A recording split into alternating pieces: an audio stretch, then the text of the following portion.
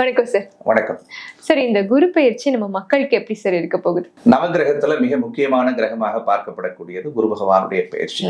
So பொதுவா சாமானியர் தொடங்கி வெகுஜன மக்களா இருக்கக்கூடிய நம்ம எல்லாருமே ஒரு நல்ல விஷயத்தை தொடங்கணும்னு சொன்னா குரு பலன் இருக்கா அப்படின்னு தான் பார்ப்பாங்க ஜாதகர்கள். அது கல்யாணம் பண்றதா இருக்கட்டும், காது குத்துறதா இருக்கட்டும், ஒரு வீடு வாங்குறதா இருக்கட்டும், ஒரு பால் காய்ச்சறதா இருக்கட்டும், சுபகாரியம் அப்படின்னு எடுத்துக்கிட்டாலே குருவினுடைய ஆதிக்கம் ஒரு ஜாதகத்துக்கு குரு பலன் தரக்கூடிய இடத்தில் இருந்தால் அவங்க எதை வேணாலும் செய்யலாம் அப்படின்னு நம்ம சொல்லுவோம். சோ அப்படிப்பட்ட நவகிரகத்துல நல்ல கிரகமாக விளங்கக்கூடிய குரு பகவான் கிட்டத்தட்ட ஒரு வீட்டுக்கு ஒரு வருட காலங்கள் இருந்த ஒரு பலன் தருவாரு. சோ இந்த குரு பெயர்ச்சி வாக்கிய பஞ்சாங்கப்படி வரக்கூடிய மே மாதம் 26ஆம் தேதி இப்ப இருக்கக்கூடிய மிதுன ராசியில இருந்து தன்னுடைய அடுத்த ராசியான கடகத்துக்கு பயிற்சி ஆகிறார்.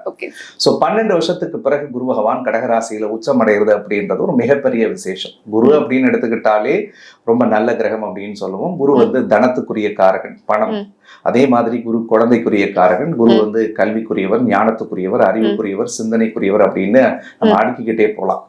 உலகத்துல நல்ல பண்பு எதுன்னு நினைக்கிறோமோ அது எல்லாம் குருவுக்கு பொருந்தும்னு சொல்லணும். சோ அப்படிப்பட்ட குரு பெயர்ச்சியினால 12 ராசிக்காரர்களுக்கும் குருவினுடைய அருள் பூரணமாக இருக்க போகிறது. அதே மாதிரி குரு வரக்கூடிய இடம் மட்டும் இல்லாது குரு பார்க்கக்கூடிய இடங்களும் அற்புதமான பலன்களை ஒவ்வொரு ராசிக்காரர்களுக்கும் தனித்தனியாக கொடுக்கும். ஓகே சார், நம்ம இப்ப கும்பராசினியர்கள் பத்தி பேச போறோம். அவங்களுக்கு இந்த குரு பெயர்ச்சி சூப்பரா இருக்கா சார்? கும்பராசிக்காரர்களுக்கு இதுவரைக்கும் 5ல் இருந்த குரு 6வது இடத்துக்கு வரார். 6ஆம் இடம் குரு பயிற்சி ஆகிறது அவ்வளவு விசேஷமான இடம்லாம் சொல்ல முடியாது. உண்மையை சொல்லணும்னா கும்பராசிக்கு 7.5 சனி தொடங்கினதுல இருந்து இந்த 5 வருஷ வாழ்க்கையை நிறைய அனுபவிச்சவங்க. கும்பம் என்பது எப்பொழுதுமே உயர்ந்த சிந்தனை, உயர்வான லட்சியத்தோடு வாழக்கூடியவர்கள். எண்ணங்கள் ரொம்ப பெருசா இருக்கும், சிந்தனை பெருசா இருக்கும், செயல்களும் பெருசா இருக்கணும்னு விருப்பப்படுவாங்க. பட் கடவுள் இந்த 5 வருஷத்துல உண்மையை சொல்லணும்னா கொடுத்தது ஏமாற்றமும், மன உளைச்சலும், மன வலியும் மட்டும்தான். பொதுவா 7.5 சனி நடந்துச்சுன்னா நான் எல்லா இடத்துலயும் பதிவு பண்றதுதான், எதை நீங்க இழக்கிறீங்கன்னு தான் நேரம் கேட்டுச்சு சார். பொண்ணை இழந்துட்டேன் சார், பொருளை இழந்துட்டேன் சார், உயிர் மட்டும்தான் மிச்சம் இருந்தது. நான் நேர்மையா நீதியா நியாயமா வாழ்ந்தாலும் கூட கடவுள் எனக்கு நிறைய சோதனையை கொடுத்தாரு அப்படின்னு தான் வாழ்ந்துட்டு இருந்தாங்க. ஏன்னா 5ல குரு இருந்து கூட பெரிய நல்ல விஷயங்களை பார்க்க முடியல. ஏன்னா 7.5 சனியோட இம்பாக்ட் ஒரு பக்கம் இருந்தாலும் ராசியிலே இருக்கக்கூடிய ராகு மனநோயாளியா வாழ வச்சது.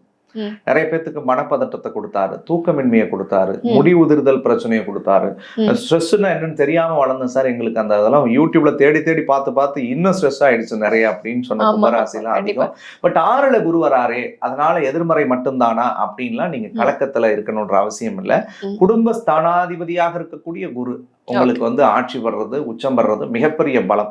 கும்பராசிக்கு 11ஆம் அதிபதினு சொல்லக்கூடிய லாபத்துக்குரிய கிரகம் உச்சம் வர்றது மிகப்பெரிய பலம். அப்ப என்ன, பண விஷயங்கள்ல பெரிய முன்னேற்றம் வரும், எதிர்பாராத தனவரவு கிடைக்கும், பிசினஸ் பண்ணா அந்த பிசினஸ்ல லாபம் கிடைக்கும், அல்லது பணம் விஷயங்கள்ல உங்களுக்கு எந்த ரூபத்திலாம் பண வரவுகள்னு நீங்க நினைக்கிறீங்களோ அந்த ரூபத்தினுடைய கதவுகள் உங்களுக்கு திறக்கும். ஒரு நல்ல விஷனோட போய் சில விஷயங்களை, சில காரியங்களை செய்து முடிக்கக்கூடிய ஆற்றல் இந்த குரு பெயர்ச்சியில உங்களுக்கு கிடைக்கும். பல கும்பராசிக்காரர்கள் 7.5 சனியில குடும்பத்தை தொலைச்சவங்களுக்கு குடும்ப வாழ்க்கைக்குரிய சந்தோஷம், நிம்மதி கிடைக்கும்.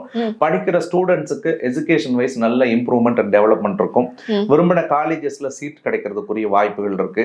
பல பேருக்கு தாயோட உடல் நலத்தில் இருந்து வந்த சிக்கல்கள் சரியாகும். தாயோட முரண்கள், கருத்து மோதல்கள் ஏதாவது இருந்துச்சுன்னா சரியாகும். சொந்த ஊர், சொந்த மண்ணில் ஏதாவது தொழில் பண்ணணும் சார், நான் வீடு கட்டணும் சார் நினைக்கிறவங்களுடைய கனவுகள் இந்த காலத்துல சரியாகும். 6ஆம் இடத்துல குரு வந்திருக்கிறதுனால கண்டிப்பாக மறைமுக எதிரிகள் உருவாவார்கள், மறைமுகமான போட்டி இருக்கும். நல்லா பேசுறவங்களே உங்களை பேச வச்சுட்டு குற்றவாளியா மாத்துறதுக்கு முயற்சி பண்ணுவாங்க. அதுல கொஞ்சம் நீங்க கவனமா இருக்கணும். ராசியில ராகு கேது இருக்கிறதுனால 1000 குரு பெயர்ச்சி பார்வை நல்லா இருக்கு, உச்சமா இருக்குன்னு சொன்னாலும் இல்லற வாழ்க்கையில தயவு செஞ்சு ஜாகிரதையா இருக்கணும். கணவன் மனைவிக்குள்ள கருத்து முரண்கள் வரும், தவறான நபர்கள், தவறான உறவுகள், தவறான பழக்க வழக்கங்கள் வரும். இந்த காலத்துல 3வது நபர்கள்ட்ட பேசும்போது, பழகும் போது தயவு செஞ்சு கவனமா இருங்க.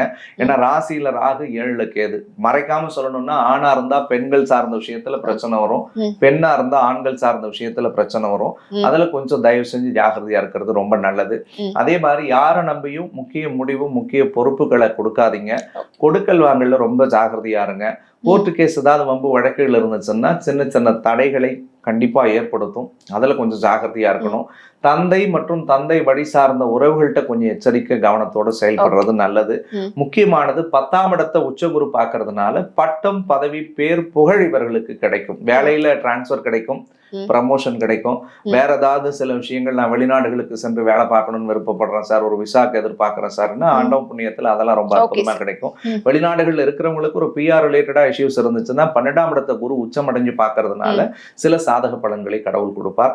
ரொம்ப முக்கியமானது, நிறைய நெகட்டிவான பலன்களே இதுல வந்துருச்சு சார், பாசிட்டிவா இல்லையா அப்படின்னு நினைக்கும் கால் 12ஆம் இடத்தை குரு உச்சமடைஞ்சு பார்க்கறதுனால தெய்வ வழிபாட்டினால் அத்தனையும் சாதிக்கக்கூடிய ஆற்றலையும் கடவுள் சேர்த்தே கொடுக்கிறார். இந்த பீரியட்ல கடவுளோடு பேசக்கூடிய ஆற்றல் உருவாகும்.